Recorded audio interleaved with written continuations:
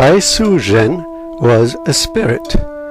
To be sure, she was a spirit in the form of a snake, but still she was a spirit.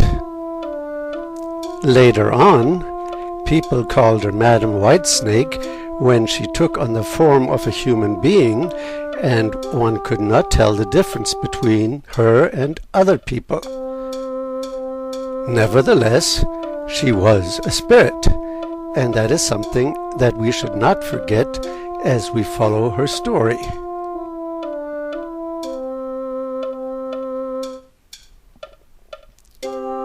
But because her primary form as spirit was that of a snake, she could not become a goddess. The deity Guanyin had told her that she could become a goddess only if she ever shed a true human tear. But as we all know, snakes do not cry.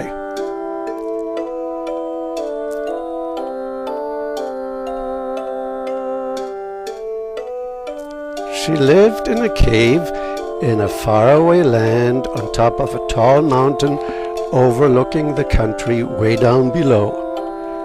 For 1,000 years she had practiced her skills. She had meditated.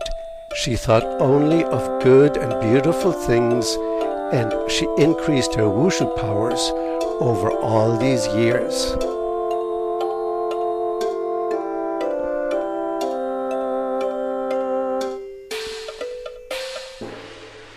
One day, she was taking a stroll and suddenly crossed paths with Qing, Ms. Greensnake. Like Bai Su Zhen, she had been working on her powers, but had done so only for 500 years so far, meditating, improving her wushu skills, and thinking only good and helpful thoughts, at least most of the time. It was only natural, when these two powerful snake spirits met, that they would immediately test their strength against each other by engaging in a fight.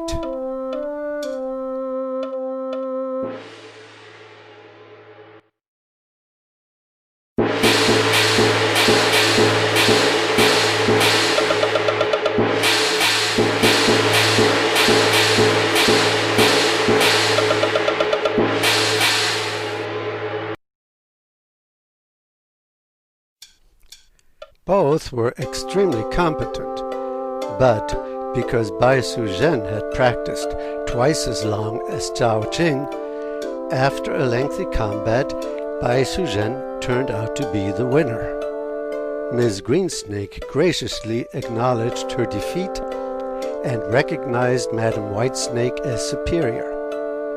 Bai Su Zhen, for her part, was deeply impressed with the honor and skill of her opponent.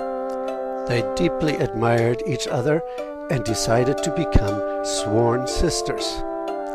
For the next few years, the two snake spirits lived together, meditating and practicing their skills and exploring the territory in which they lived in each other's company. Every once in a while, one or the other of them looked far down onto the country where human beings lived and expressed curiosity as to what life among humans would be like. Eventually, they came to a decision. They would assume human form and attempt to mingle among human beings so that they could learn about their way of living and thinking. Madam Whitesnake said to Ms. Greensnake, "Let's get ready to visit the country of human beings. We need to prepare. I think I'm going to wear a beautiful white dress." "No dress for me," said Qing. Bai Su Zhen had no problem with that. "That's fine. Just please make sure that you don't stand out for other people. Let's see what adventures are in store for us." Under a full moon, they transformed their snake bodies into human ones. And then, when the moment was auspicious, they began their descent to the world of human beings, which, thanks to their wushu skills, they were able to bring off with little trouble.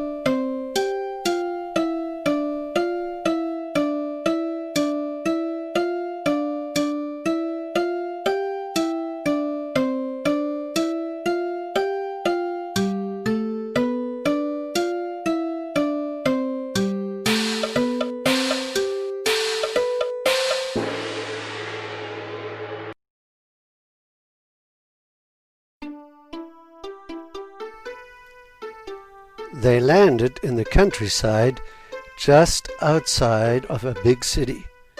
Both women were excited. Zhao Jing said to Bai Suzhen, "This is excellent. Let's go ahead and explore, and please feel free to lead the way." And under her breath she mumbled, "And I wish he would stop looking like a statue that stepped off its pedestal."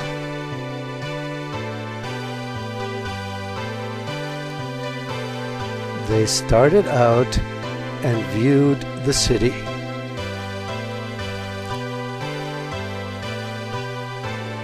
To say that they were astounded is to understate their reaction.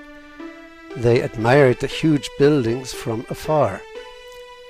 They went into the city and saw all the shops and how many things were being sold and how many people were buying such things.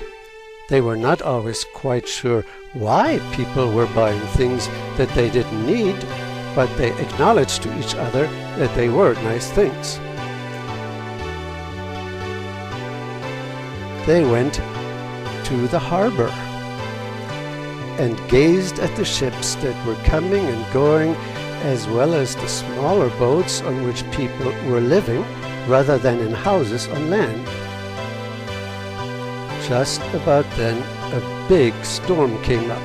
The sky darkened, there was thunder, the rain started to trickle. Bai Suzhen and Zhao Jing looked around for shelter but could not find any. Zhao Jing suggested that maybe they could hail one of the small covered sampans that were moving back and forth inside of the harbor and find shelter on the water underneath the canopy from the downpour that was just about to start. Bai Suzhen agreed, and at just about that time,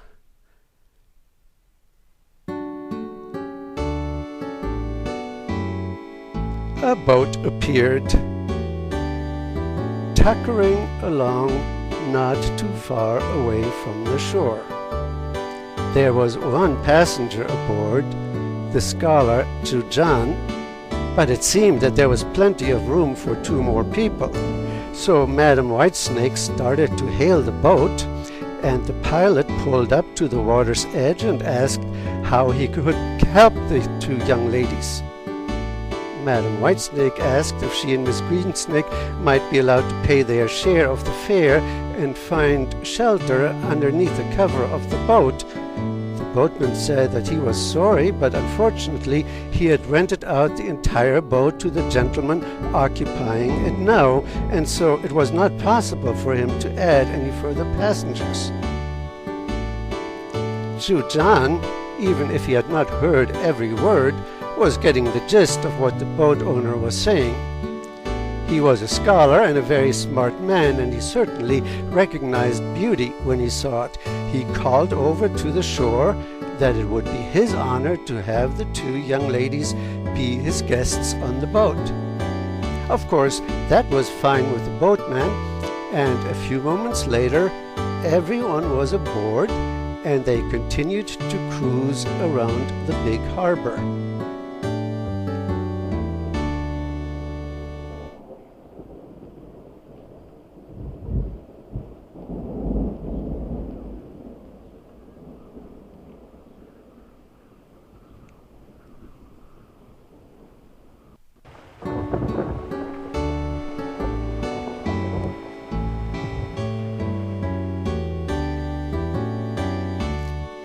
They had a great time chatting and enjoying each other's company. Particularly, Zhujan and Baisuzhen struck it off right from the start.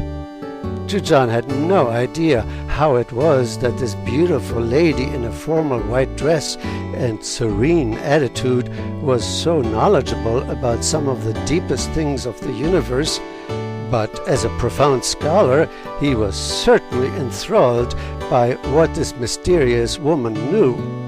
Not to mention that he was feeling attracted to the woman herself.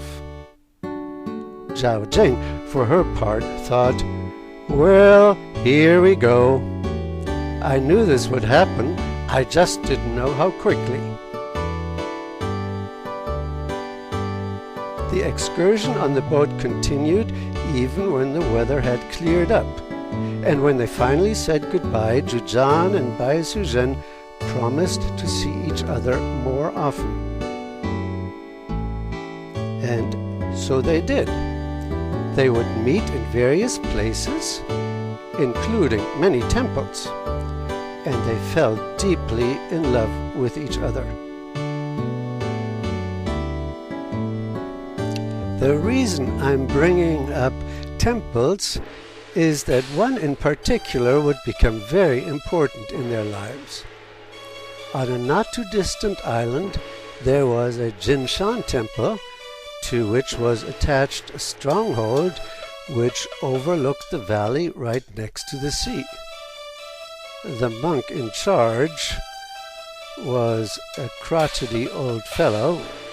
His name was Fahai, and he had been there for a long, long time.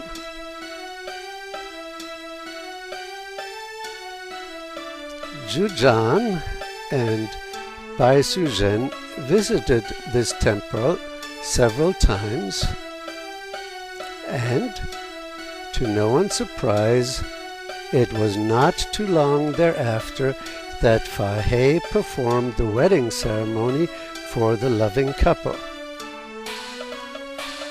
Zhujan and Baisuzhen thought that they were absolutely the happiest couple in the entire universe. And although she had sworn never to do such a thing, look at Zhao Jing, she even wound up wearing a dress for the occasion. It was green in color, of course.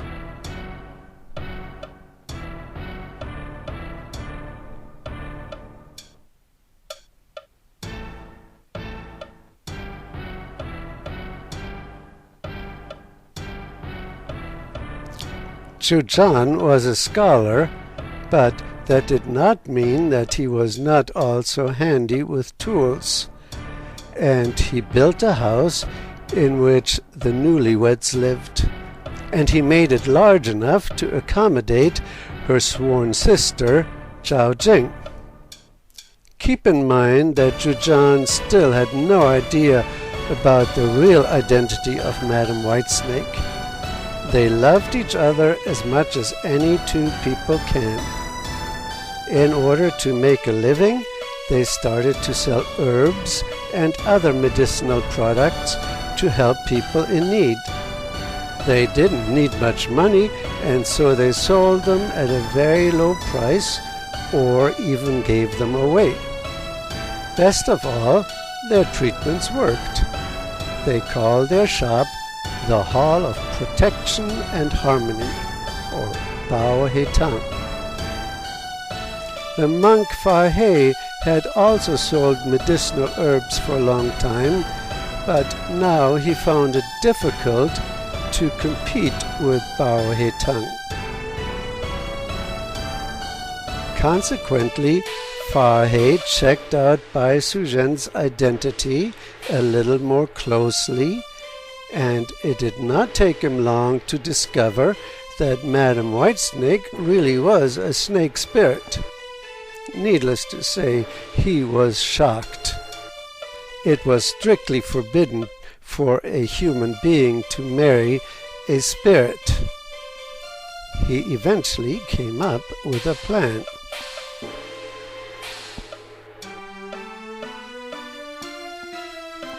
A few days later, as Zhujan was walking down the street in a village, Fahai popped up right next to him and started to engage him in conversation. "By the way," Fahai said, "there is something very, very important that I need to tell you." "Oh, really?" Zhujan said, a little put off by Fahai's familiar attitude. "And what might that be? You look as though you think that my life might be in danger or something like that." "If it only were your life," Fahai responded.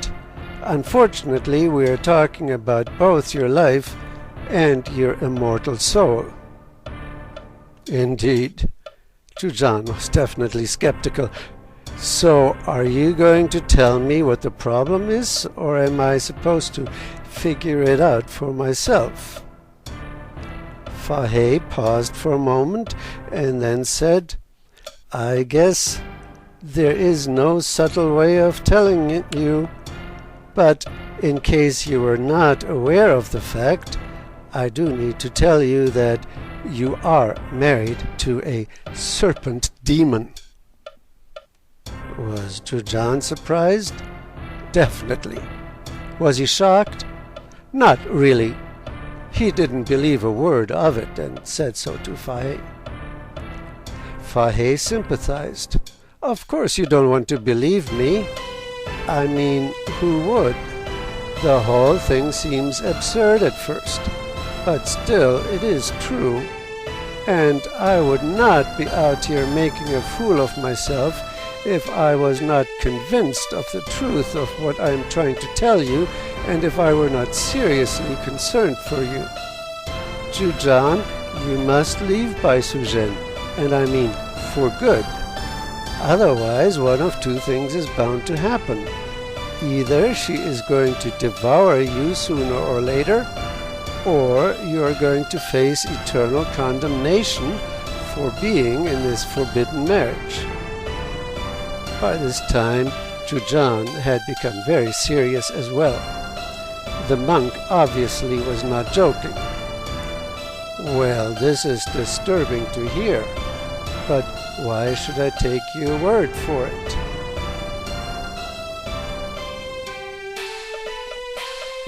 Suddenly, Fahai had a flask in his hands as though it had appeared from nowhere. He said, "In a little while from now, we will celebrate the festival of the 5th day of the 5th month. On that day, sprinkle a ring of sulfur powder all around your house and have your lovely wife drink this wonderful Honghuan wine. You will see her true demonic nature reveal itself, and then you will know that you must abjure her, lest she bring great harm to you." Zhujan remained highly skeptical of both the monk and of his suggestion. But then again, if the monk was right, the stakes were extremely high, and he felt that he could not just ignore these matters. So he accepted the flask and told Fahai that he would most likely carry out the plan just to spite the monk. "As far as I'm concerned," he added, "I think you're wrong, even if you are sincerely wrong, and this exercise will surely prove it." Without a further word from either, they parted each other's company.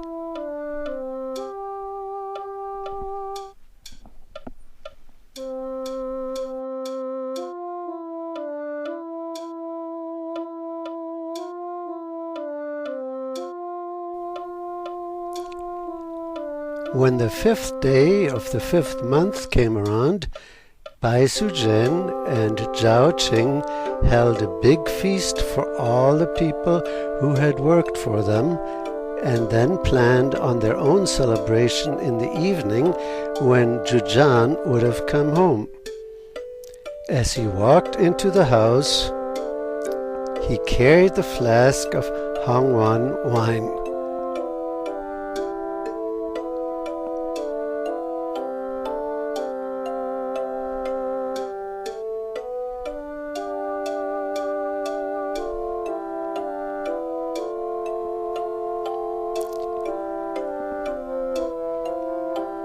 Ms. Greensnake caught one whiff of it, and even without knowing anything about its magical potency, just the fact that it was alcohol made her feel ill. She had no intention of destroying 500 years of practice by imbibing any such substance, and so she immediately retired to her bedroom. Bai Sujen thought that presumably, having spent 1,000 years working on her inner strength, she could endure the smell of wine and even maybe a little sip of it, though she preferred not to. But Zhujian's words genuinely startled her. Bai Sujen, my true love, I have brought the special wine for this occasion. Here is a small flask of it. Please drink all of it to celebrate our love for each other. Madam Whitesnake did not understand at all what was going on. But, Zhujian, my husband, you know that I never drink any wine, and you know how deeply I love you. Thank you for this gift. But I would rather not partake of it. Zhujian, however, would not be deterred. It was not that he was suspicious of his wife, but that he wanted to prove Fahai wrong once and for all. So he responded with surprising insistence. My dear, please do not disappoint me. If you love me, surely you will drink this wine in honor of our union. Bai Sujen, partially just because she felt that there was no honorable way to refuse, accepted the flask and drained it all in one gulp. No sooner had she done so than she felt as though the world was turning upside down, then went back to right side up, and then again upside down, repeating this rotation over and over again at a faster and faster rate. Her human body felt as though each cell was trying to separate from all its neighbors. She quickly excused herself and headed off to bed, where she covered herself with her blanket. Zhujian waited for a few minutes, contemplating how he would tell Fahai how foolish his plan had been. Then he went into Bai Sujen's bedroom in order to lift her blanket and confirm what he fully expected to see, namely his wife, Madam Whitesnake, just as he knew her, deeply asleep because she had drunk all of that wine and she was not used to it.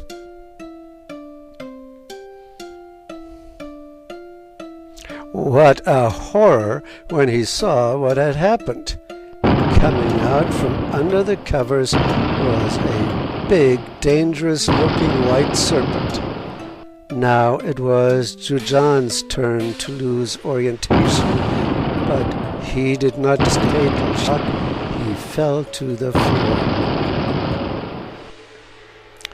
A while later, Bai Sujen, now having returned to her human form, rose up and saw the dead body of her husband lying on the floor. "Help!" she shouted. "Help!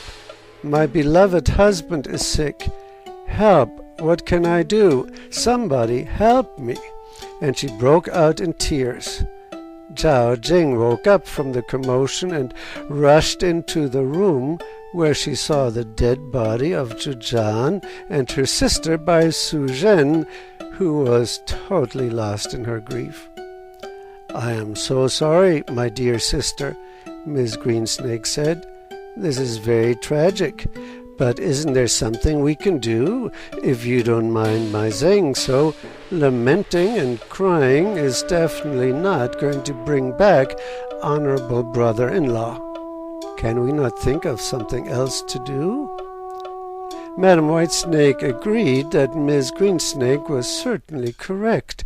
There was nothing to be gained by wailing and complaining, and if anyone should know of a way to bring Jujan back to life, surely she should be the one. As she thought of possible courses of action, it occurred to her that there was a faraway island called Kundunchan, on which grew a powerful medicinal grass known as Xiao, which could bring someone back from death as long as the body had not completely cooled off. She rapidly told Zhao Qing about it. Time was of the essence. Zhao Qing promised to look after Jujan and make sure that his body stayed warm, and Bai Suzhen took off flying to the faraway island as fast as she could. Sure enough, even from far away, she could already see the grass of life shining, and she quickly descended and picked up a handful.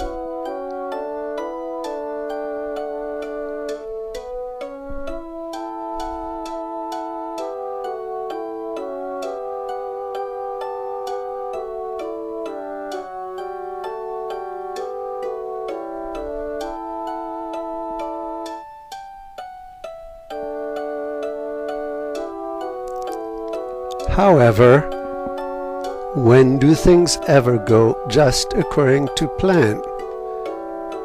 Not this time.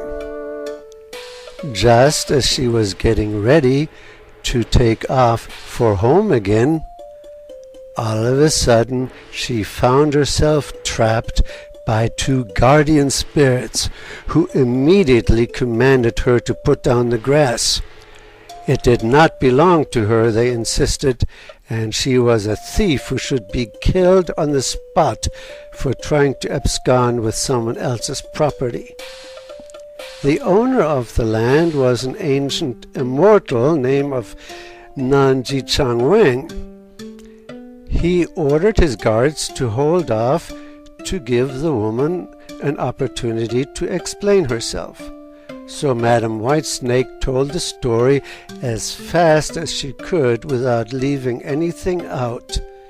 The wise old man agreed that Bai Suzhen had done the right thing, that she needed to act in a hurry, and she would have wasted much time trying to get permission. The guardian spirits and he left, allowing Bai Suzhen to leave with as much grass as she could take.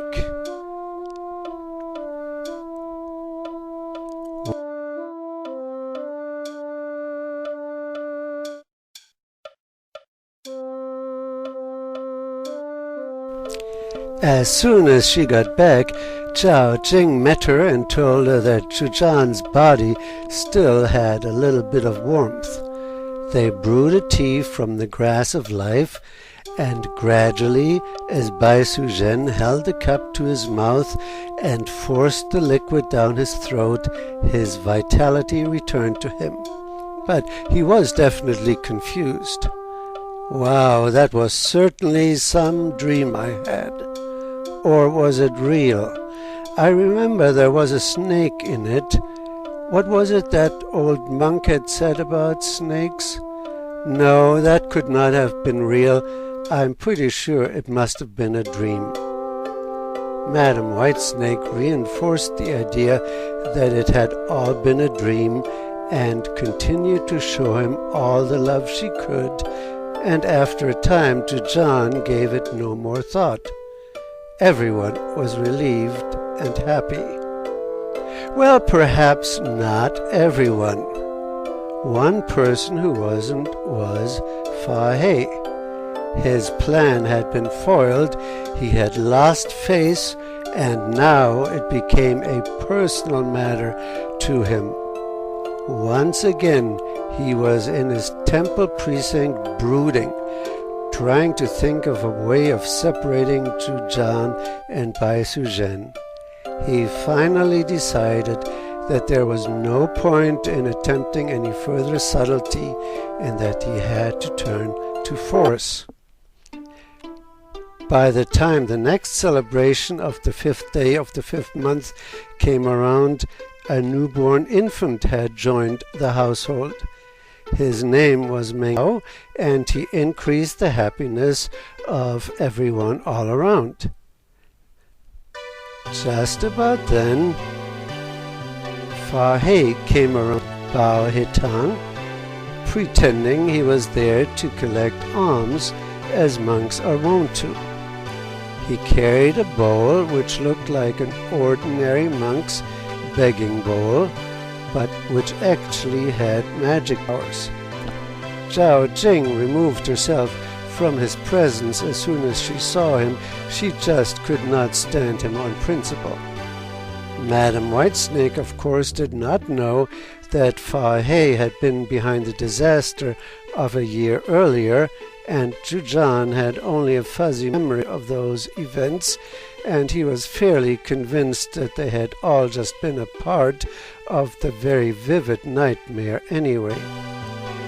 Fahai sidled up to Zhujan and Bai Suzhen and said in a totally overdone, obsequious-sounding voice, "Oh, my dear friends and benefactors, could you not find it in yourself to place just a little something into this empty bowl of mine?" So the scholar said to his wife, "My love, surely we have a few coins that we can give to this poor monk. Won't you go into the house and find him a few coins to place in the bowl?"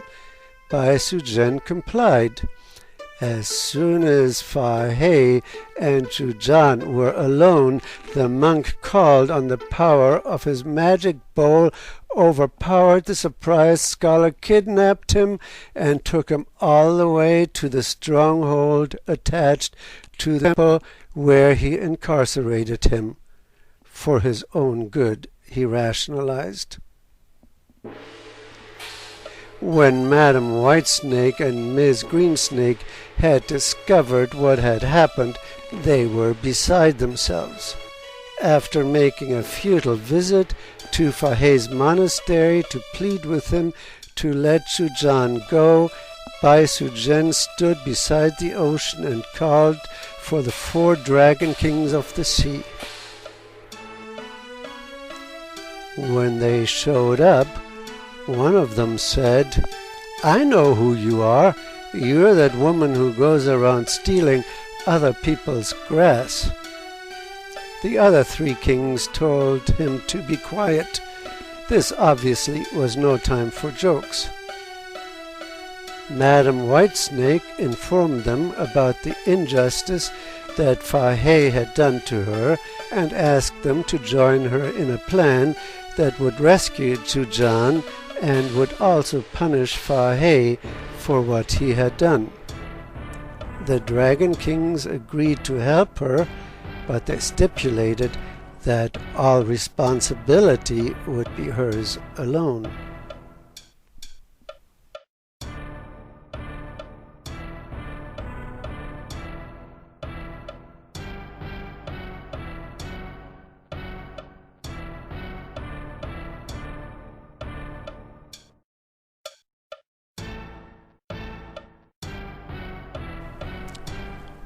Now remember the location of the temple and its stronghold overlooking a valley on an island that joined the sea.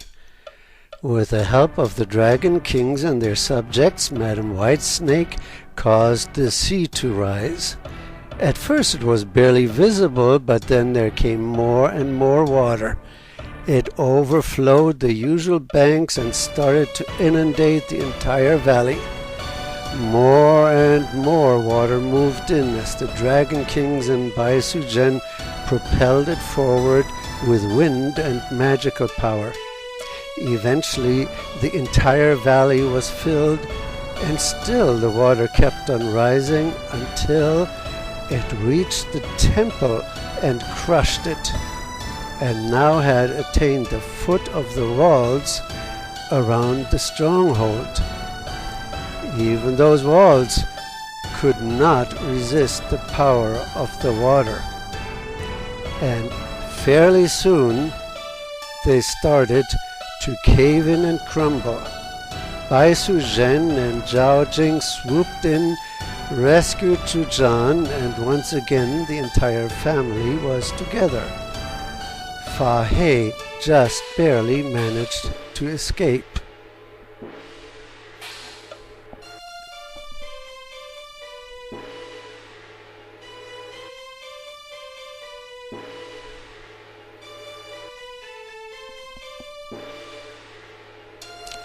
But it was at best a bittersweet reunion when the water had receded. It was evident that the entire population of this valley on the island had been wiped out, along with the houses and any other signs of human occupation. Madam Whitesnake had sacrificed thousands of lives in order to retrieve her husband. This was not an acceptable trade-off.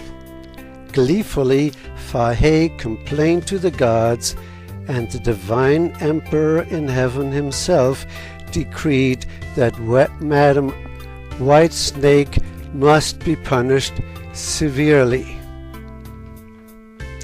Although she could not hold back a tear, she realized that her sentence was just. There was a pagoda in Hangzhou next to the West Lake. Madam Whitesnake had to enter it, and then the opening closed and sealed it off forever. No magic, not even the power of any god, would be able to break the walls and set Madam Whitesnake free again. Resigned to her fate, she settled in to live within those walls for eternity.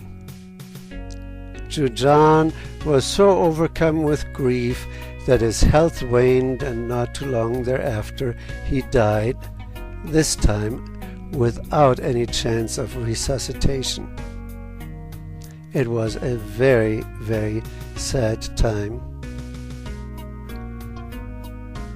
In the meantime, little Meng Zhao needed to be raised, and look at Auntie Zhao Jing, complete with apron, taking care of him and raising him. He was a bright, vivacious boy who inherited the gift of scholarship from his father. He learned all the classic books and passed his examinations with great distinction. In fact, when he had finished his studies, he had been such an outstanding student that the emperor himself bestowed recognition upon him. Having studied all the great writings of Confucius and other sages, there was no question in Meng Zhao's mind as to what he needed to do as soon as he had finished visiting the emperor's palace. He knew that his mother was confined for all eternity in the pagoda by the sea, and that she was aware of the fact that this imprisonment was appropriate because she was responsible for killing thousands of people. Nevertheless, she was his mother, and so it was his obligation to travel to the place of her incarceration and pay his filial respects to her. So Meng Zhao went to the pagoda, knelt beside it, and began to recite the formulas appropriate for honor and respect to one's parents. But only a few moments after he had started, he heard a sound as though the earth was rumbling. As he continued, it seemed as though everything went into upheaval. There was thunder, a roar, and the earth continued to shake slowly, and the pagoda came apart. At first, seams appeared between the stones. The seams turned into cracks, the cracks turned into gaping openings, and eventually the entire pagoda flew apart.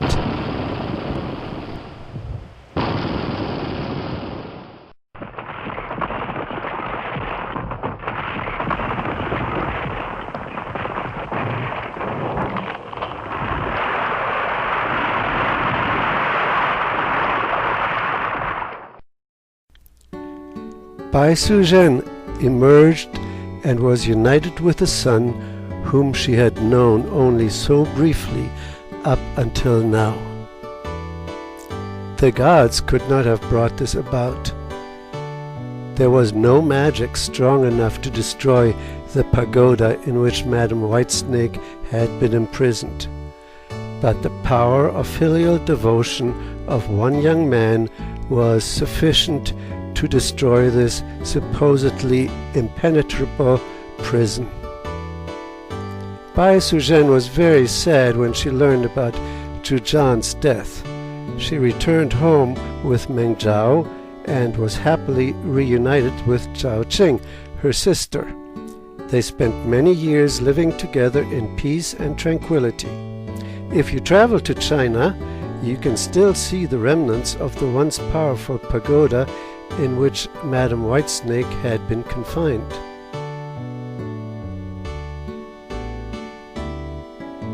Meng Zhao fulfilled the promise he had shown and became a great scholar whose books are read to this day.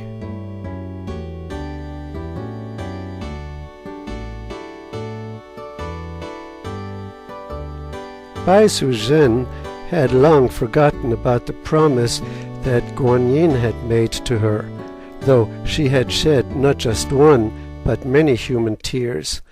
And when she was done with her life as a human being, she became a goddess.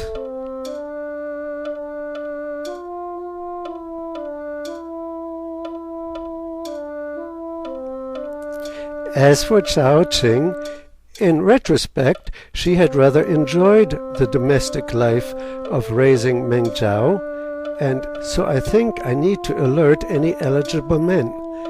The last I heard, she was looking for a husband of her own. You might want to be careful around any women who are experts at martial arts, have no birth certificate, show an excessive fondness for the color green, seem to treat reptiles like relatives, and may perhaps be seen wearing a green dress, but probably only at weddings.